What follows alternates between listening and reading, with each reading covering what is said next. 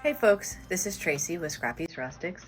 Today we're gonna jazz up this bird that I got at the Goodwill for $1.49, I believe it was, and we're gonna give it some texture with the baking soda technique. The bird's cute, but I want to make it to the color palette that fits my decor and that I'm more fond of. He is a little cute by himself, but you know, easy to change him up. So I'm adding some cream colored regular acrylic paint with some baking soda. I'm not measuring. I'm just getting enough where it has some texture to it, and just to give him a more chalky finish and a little bit more texture. He does have texture in him himself, but I just like the look sometimes on certain things with the baking soda technique. I would say just dump it in your little paint mixture until it's the consistency you like. You can always add more paint or add more baking soda. It takes quite a bit to get it a texture for you. So I did 2 coats on him and dried him in between. And then I thought, you know what, I got another one. There's the before and after, and I decided I was going to do the opposite to each bird. We're going to do a paint wash in the end. So we're going to paint this one. This is in the color or the brand DIY in the color Apothecary. I love this color. It's so good. It's so good. This is a clay-based paint. So you could simply just take a wet wipe with this. Oh, look, they're in love. You could take a wet wipe with the green one right now and just distress it because it is a clay-based paint and it reactivates with water. So we're going to do a paint wash technique. So I'm just going to put a little bit in our dish. And DIY paint is very pigmented, so you can water it down up to 10 times and it will not lose its color. That is just a mister with some distilled water in it. So I'm just going to put a little water, mix it up. Doesn't take a lot. Get it to the consistency I want. I don't want it too watery, but I want it thin enough where it's, or thick enough where it's going to sit in all the crevices and it allows me to wipe it off the top. Hopefully that makes sense. So basically we're going to do the opposite colors to both of these birds. And they look totally different in the end. It's really amazing. They're cute just like they are in the plain color, not even doing the whitewash.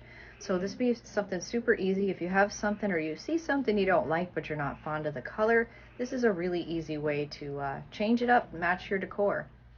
So we're just going to simply brush this on. And first I'm going to start with a dry towel to see how much it's coming off to my liking or not coming off.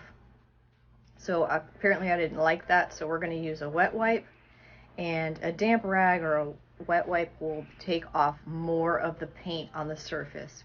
You're trying to leave the paint in all the little crevices and just wipe it back from the high points. So the paint, your paint wash sits in the low points and you wipe it off the high points. You just want to do it a section at a time because you don't want your paint to dry. Even though this paint is a clay base, it will be a little more difficult and you might end up taking off your other layer. So just do a little section at a time. And you can already see the difference that it's making. It just makes all of the little details stand out. There you can really see it in the tail.